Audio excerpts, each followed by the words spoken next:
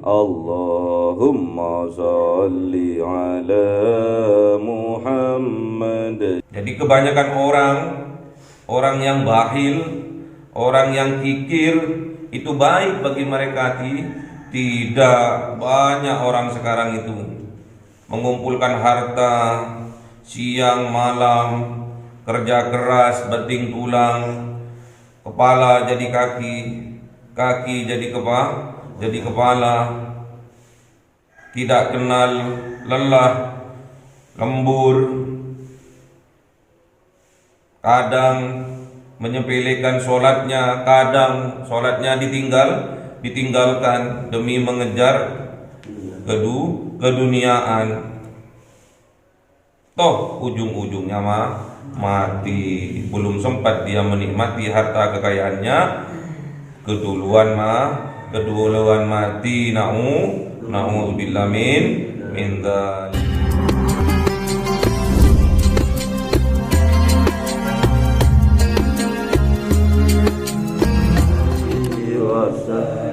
Sallallahu Rabbuna ala nuril mubin Ahmad al-Mustafa Sayyidil wa ala alihi wa sahbihi ajma'in walhamdulillahi rabbil alamin. Kalamun qadimul la yumallu sama'uhu tanazzaha an qawli maghfir wa niyati bi astaghfir min kulli dhaym wa nuruhu dalilan li qalbi najati wa akhirati ya Rabbi mati'ni bi sirri hurufi wa nawwir li sam'i wa qalbi wa mukhalati wa bihi fathan wa ilma wa hikmatan wa anisi ya Rabbi bil qabli wa sati wa salli wa sallim kul yawmi wa lailati ala man bihi rahman yaqbalu tawbati wa ali wa ashabi kiramil a'immati bihim yafirul ghaffar munabbi wa zallati. A'udzu billahi minasy syaithanir rajim. Bismillahirrahmanirrahim.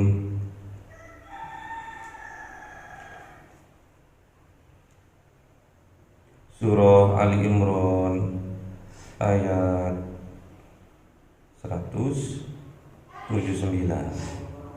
Ayo Mas. A'udzu billahi minasy syaithanir rajim. Bismillahirrahmanirrahim. Ma kana Allahu liyadharal mu'minina 'ala ma antum 'alaihi hatta yamizal khabisa minat tayyib wa ma kana Allahu liyutliyakum 'alal ghaibi walakinna Allaha yajtabi min rusulihi man yasha. Sadaqallahul azim. Bismillahirrahmanirrahim.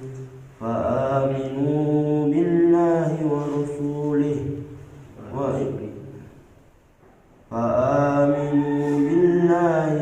rasulihi wa in tu'minu wa tattaqu falakum ajrun 'azim. Sadaqallahul azim. Bismillahirrahmanirrahim. ولا يحسبن الذي يبخلون بما آتاهم الله من فضله وخير لهم. Sadaqallahul azim. Bismillahirrahmanirrahim. Bal huwa syarrun lahum. Sayutawwaquna ma bakhilu bihi yawmal qiyamah. Walillahi mirathus samawati wal ardh. Wallahu bima ta'maluna khabir. Sadaqallahul azim. Bismillahirrahmanirrahim. Maka Allah, tidak ada siapa Allah,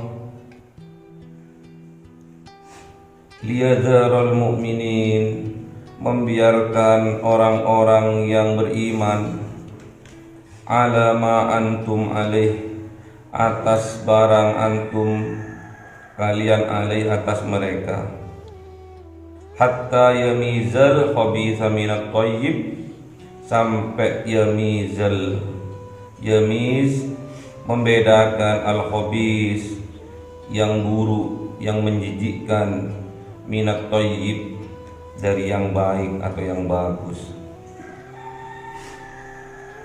Wa ma kana Allah, dan tidaklah Allah, liyudli'akum, mengajarkan, memberitahu kalian, alal ghaib, kepada yang gaib, walakinnallah, dan melainkan Allah, yajtabi, memilih, menyeleksi, mir rusulihi, dari para utusan, mayyasa, yang Allah kehendaki.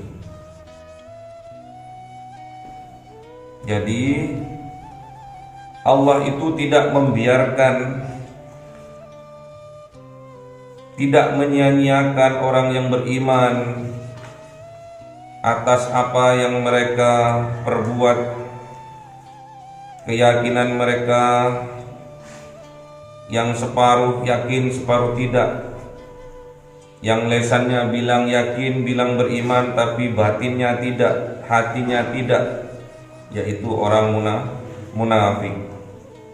Allah tidak membiarkan orang yang beriman, yang mempunyai iman di dalam hatinya, bergabung, berbaur di masyarakat dengan orang-orang yang munafik, hatta yamizal khabitha minat thayyib, sampai Allah itu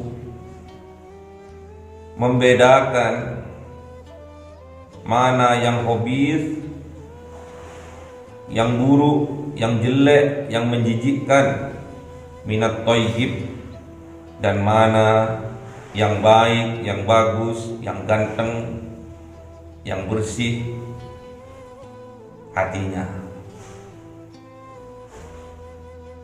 Jadi di zamannya Rasulullah itu, antara orang yang beriman lahir dan batin itu menjadi satu, membaur dengan orang-orang yang beriman yang separuh-separuh, yaitu orang munafik, tidak beriman lahir dan batin, cuma di lahirnya tok yang bilang beriman, amantu billah, cuma lesannya tok, hatinya tidak.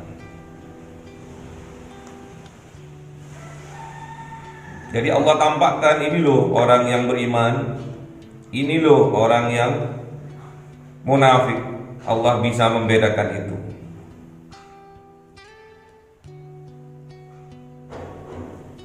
Dan Allah tidak mengajarkan, tidak memberikan pengetahuan atas yang gaib. Karena kalau orang yang munafik itu urusan hati. Kalau lesannya bilang beriman, hatinya bilang tidak, itu yang tahu hanya Allah. Itu hal yang gaib. Allah tidak memberitahu Itu loh orang yang munafik. Cuma Allah memberitahu ciri-cirinya orang munafik. Ada berapa ciri-cirinya? Ada tiga. Idza haddatsa kadzab, wa idza wa'ada lafa, wa idza tumina khana. Jadi ada tiga itu. Tatkala berkata dia berdusta, tatkala berjanji dia ingkari, tatkala diberi amanah dia hianat. Itu ciri-cirinya orang munafik. Namun secara garis besar orang munafik ini antara dohir sama batin tidak sama. Dohirnya bilang beriman, batinnya bilang tidak beriman. Namun Allah mengetahui. Namun akan tetapi Allah tidak memberitahu tentang yang gaib itu, tentang kebatinan itu, kecuali Allah itu memilih dari para utusannya, memilih dari para rasul yang Allah kehendaki dikasih tahu. Contohnya Kanjeng Nabi Muhammad dikasih tahu dulu. Orangnya itu orang munafik itu ngomongnya cuma ngetap terus tok, lesannya tok, hatinya tidak. Jadi dipilih. Gak semua orang diberitahu tentang hal yang gaib oleh Allah. Namun dari para utusannya yang Allah kehendaki, yang Allah pilih. Memang kunci-kunci yang gaib itu ada di sisi Allah. Wa indahu mafatihul ghaibi la ya'lamuha illa hu. Jadi nggak ada yang tahu perkara-perkara yang gaib, hanya Allah yang maha tahu. Fa'aminu billah, maka kalian berimanlah kepada Allah, wa rusulihi, dan para utusannya. Beriman kepada Allah dan utusannya. Siapa? Kanjeng Nabi Muhammad sallallahu alaihi wasallam. Wa in tu'minu, jikalau kalian beriman, wa tattaqu, dan kalian bertakwa, falakum, maka layak menjadi milik kalian ajrun azim, pahala yang agung, yang besar, berupa kemuliaan di dunia, mendapatkan maghfirah dari Allah, besok di yaumil kiamah dimasukkan ke dalam surga. Itu makna ajrun azim. Azim itu agung besar, mulia, itu azim.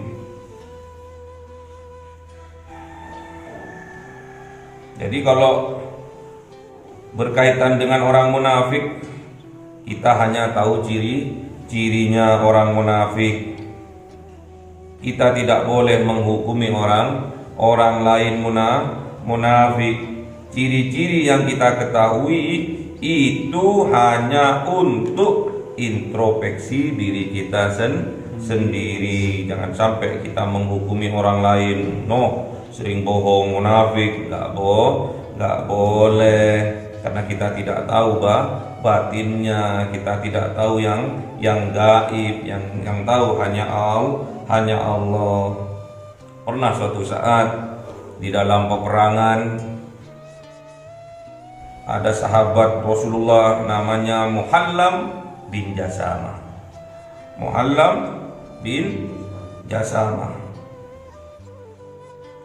Perang dengan musuhnya jatuh tergeletak, sudah mau ditebas. Musuhnya ini mengucapkan la ilaha illallah Muhammadur Rasulullah. Yang mau menebas ini namanya sahabatnya, namanya siapa? Muhallam bin Jasamah. Terus yang musuh yang sudah tergeletak tinggal ditebas itu namanya Amir bin Abbad. Yang mau membunuh siapa namanya? Muhallam bin Jasamah. Yang mau dibunuh namanya Amir bin Abbad. Terus tatkala mau tebas, Amir ini mengucapkan la ilaha illallah Muhammadur Rasulullah. Namun tetap aja ditebas sama Muhallam, disampaikan kepada Kanjeng Nabi Rasulullah. Tadi Muhallam bunuh orang di peperangan, kejadiannya begini. Tatkala mau ditebas, Amir bin Abbad ini melafalkan la ilaha illallah Muhammadur Rasulullah ya Rasulullah. Terus, tapi sama Muhallam tetap ditebas. Suruh ke sini Muhallam. Datang Muhallam menghadap Rasulullah. Kaifa bila ilaha illallah? Piye orang yang kamu bunuh ini sudah melafalkan la ilaha illallah, kok pancet kowe bunuh ini piye? Kanjeng Nabi Muhammad marah.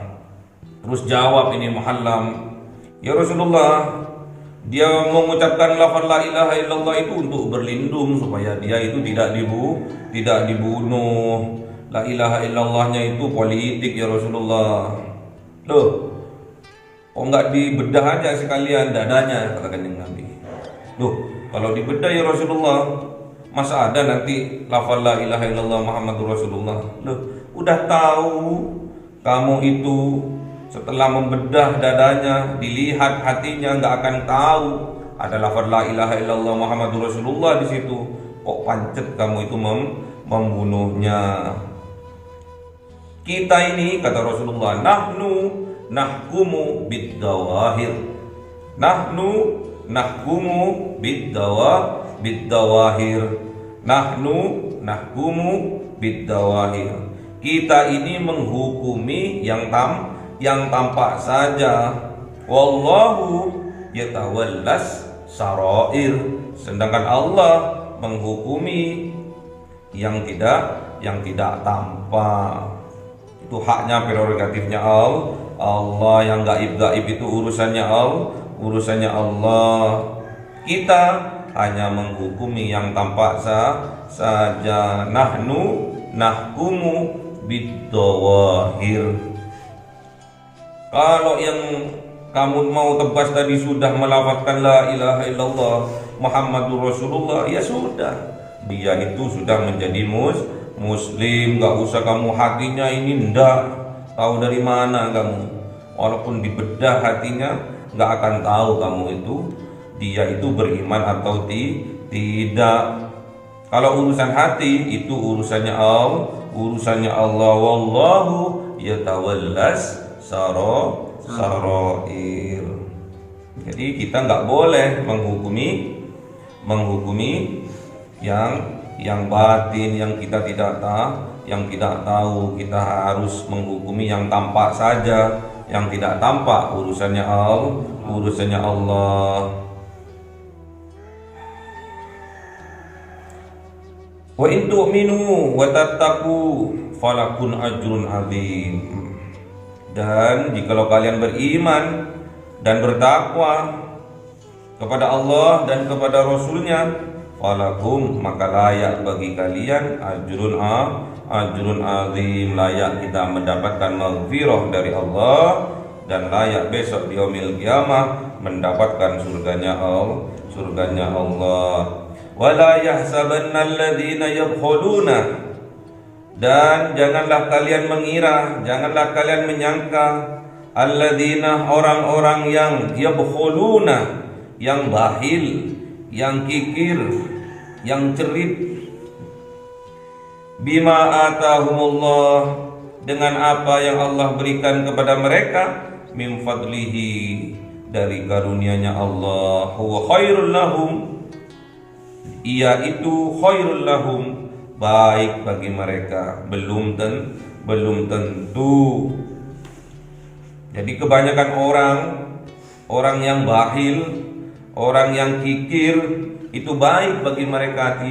Tidak banyak orang sekarang itu mengumpulkan harta siang malam, kerja keras, banting tulang, kepala jadi kaki, kaki jadi kepala, tidak kenal lelah, lembur,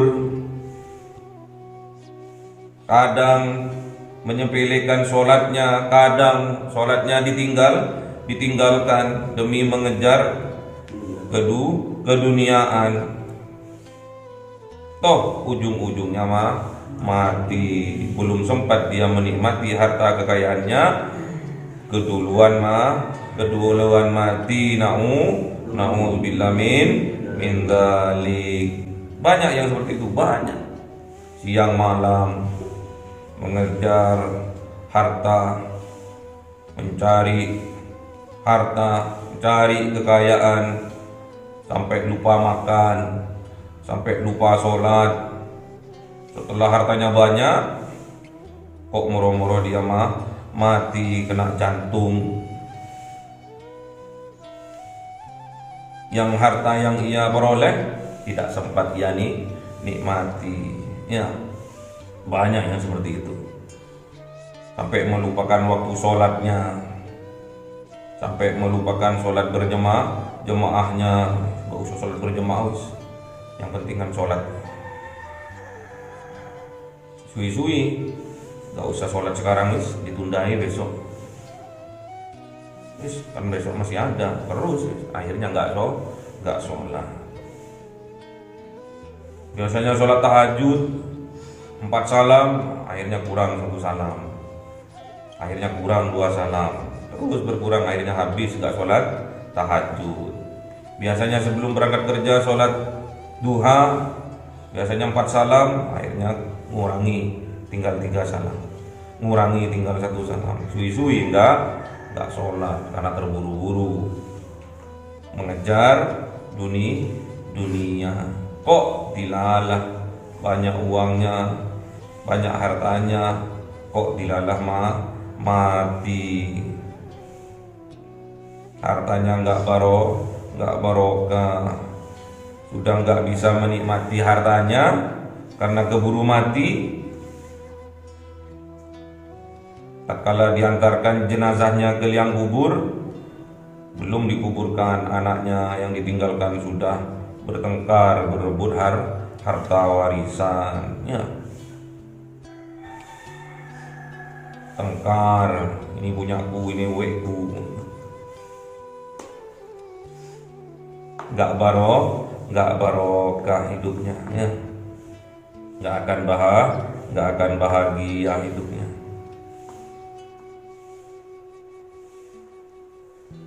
Mereka mengira huwa khairul lahum, hartanya itu, harta bendanya itu yang ia peroleh itu baik bagi mereka dengan melakukan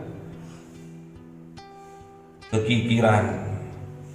Ini kalau aku sedekahkan ini berkurang hartaku ini, kalau aku infakkan ini berkurang, gak sugi-sugi aku ini. Katanya orang yang pelit. Dijawab sama Rasulullah, mana qasad shadaqatun mimmalih, mana qasad shadaqatun mimmalih. Tidak akan berkurang sedikit pun apa yang disedekahkan min malih, dari harta. Jadi maknanya apa? Sedekah tidak akan mengurangi harta, bahkan dengan bersedekah melipat gandakan harta. Manja'ah bil hasanati falahu asru amsalihah. Kalau sampai sedekah 1 aja, kalau sampai berinfak 1 saja, akan dibalas 10 kali lipat oleh Allah. Mana qasad shadaqatun min mali, tidak berkurang. Shadaqatun atas apa yang disedekahkan, min mali, dari hartanya. Jadi dengan bersedekah itu tidak akan mengurangi harta. Dengan bersedekah itu tidak akan membuat orang jatuh miskin. Kebanyakan orang yang jatuh miskin itu orang yang tidak pernah bersedekah. Yang ngomong ini siapa? Kanjeng Nabi Muhammad Muhammad mana qasad shadaqatun mimmali. Yang ngomong ini siapa? Kanjeng Nabi Muhammad. Kalau Kanjeng Nabi Muhammad yang ngomong, kalau Kanjeng Nabi Muhammad yang bersabda, maka hafil indallah. Walaupun seluruh dunia makhluknya yang namanya manusia ini dikumpulkan semua, dibandingkan dengan omongannya satu saja Kanjeng Nabi Muhammad, tidak ada apa-apanya. Kalau omongannya Kanjeng Nabi Muhammad, sabdanya Kanjeng Nabi Muhammad, hafil indallah.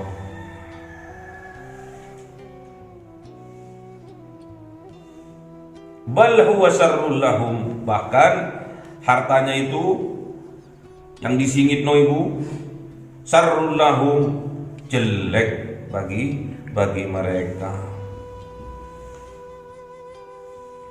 Sayutawwaquna ma bahilu bihi, akan dikalungkan kepada mereka ma bahilu bihi, apa yang mereka bahilkan, apa yang mereka kikirkan bihi dengannya, dengan hartanya itu, yaumal qiyamah, di hari kiamat besok akan dikalungkan oleh Allah hartanya yang enggak pernah dizakati, hartanya yang enggak pernah disodakoi, besok di yaumil kiamat dikalungkan. Sayutawwaquna ma bahilu bihi yaumal qiyamah, besok akan dikalungkan oleh Allah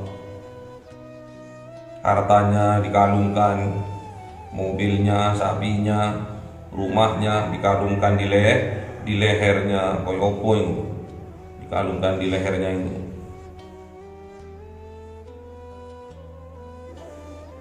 Walillahi mirathus samawati wal ard, dan milik Allah mirathu, waris apa-apa yang ada di langit dan apa-apa yang ada di bumi. Udah diwariskan oleh Allah. Udah diwariskan. Ngapain sampean takut? Semua ini milik sampean, semua ini milik kalian. Apa-apa yang ada di langit dan apa-apa yang ada di bumi, semua milik kita manusia. Memang Allah menciptakan untuk kita makhluknya. Ngapain takut? Takut miskin. Siapa yang menakut-nakuti tentang kemiskinan?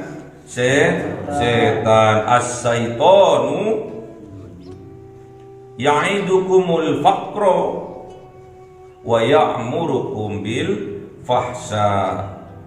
As-syaitanu ya'idukumul faqra wa ya'murukum bil fahsya. Setan itu menjanjikan menakut-nakuti kalian dengan kemiskinan, dan setan itu wa ya'murukum bil fahsya, dan setan itu memerintahkan kalian berbuat kikir fahsya. Kikir itu fahsya, jelek, buruk. Di sampean itu ditakut-takuti oleh setan, ditakut-takuti dengan kefakiran, kemiskinan, dengan cara apa? Berbuat fahsya, supaya kikir, supaya pelit, supaya medit, supaya cerit, biar sampean tidak miskin, katanya setan. Wallahu ya'idukum maghfiratan minhu wa fadla. Sedangkan Allah menjanjikan kita hambanya maghfiratan minhu, ampunan, wa fadla, dan karunia-Nya yang besar. Wallahu wasi'un alim, dan Allah itu maha luas rezekinya, alim, dan maha mengetahui siapa hamba-hambanya yang layak untuk dikayakan oleh Allah. Wasi', maha luas Allah itu, rezekinya maha luas, alim, dan Allah itu maha mengetahui siapa hamba-hambanya yang layak untuk dikayakan. Jadi Allah itu menjanjikan apa? Maghfirah, ampunan. Kalau Allah sudah mengampuni seseorang, berarti tandanya Allah itu cinta. Kalau Allah sudah mengampuni seseorang, berarti hambanya itu banyak membaca istighfar. Sedangkan orang yang banyak membaca istighfar, Allah akan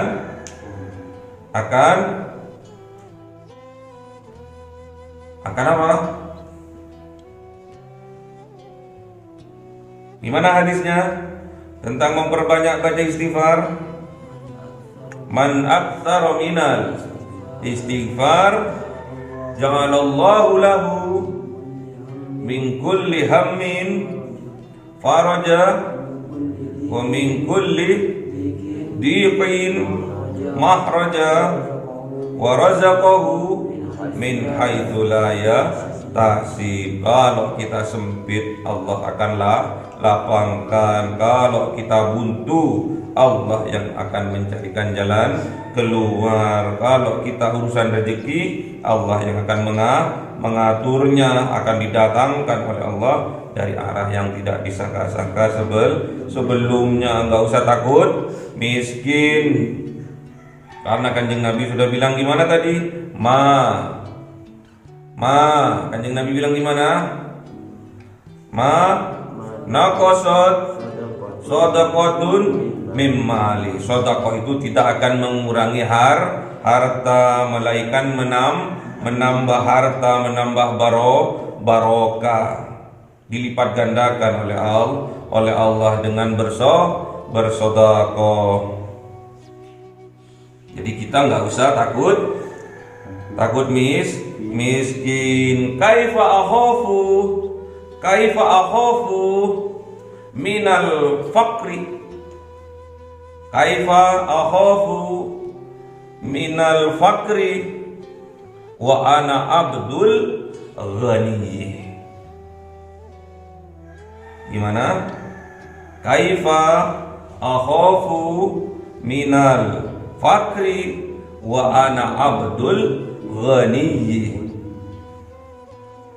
Bagaimana aku takut akan kemiskinan, sedangkan aku hambanya Allah yang maha kaya.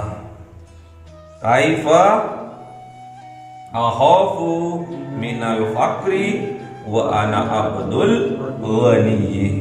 Gimana aku takut dengan kemiskinan, sedangkan aku ini hambanya Allah yang maha kaya. Enggak usah takut miskin, karena Tuhan kita itu Al-Ghani, maha kaya, Al-Mughni, zat yang maha mengkayakan. Wallahu bima ta'maluna khabir, dan Allah dengan barang ta'maluna khabir, mengetahui secara detail. Jadi Allah itu akan mengkayakan hambanya itu. Allah itu tahu ini layak atau tidaknya, ini yakin separuh-separuh atau tidak. Ini katanya kalau bersedekah, kata setan, akan membuat miskin, makanya pelit aja, kata setan. Apa percaya sama setan atau percaya sama aku, kata Allah. Sedangkan aku, wallahu ya'idukum maghfiratan minhu wa fadla wallahu wasi'un alim. Allah itu rezekinya maha luas, dan Allah itu mengetahui siapa-siapa hambanya yang layak untuk diberi kekayaan. Kita ini hamba-hambanya yang layak diberi kekayaan, termasuk kita. Semoga kita ya. Amin. Semoga kita diberi kekayaan oleh Allah, sehingga kita menjadi kaya yang dermawan, orang kaya yang dermawan. Allahumma arhamna bil Qur'an waj'alhu lana imaman wa nuran wa wa hudan wa rahmah. Allahumma ذكرنا minhu ma nasina wa 'allimna minhu ma jahilna warzuqna tilawatahu ana al-laili wa atrafan nahar waj'alhu lana hujjatan ya rabbal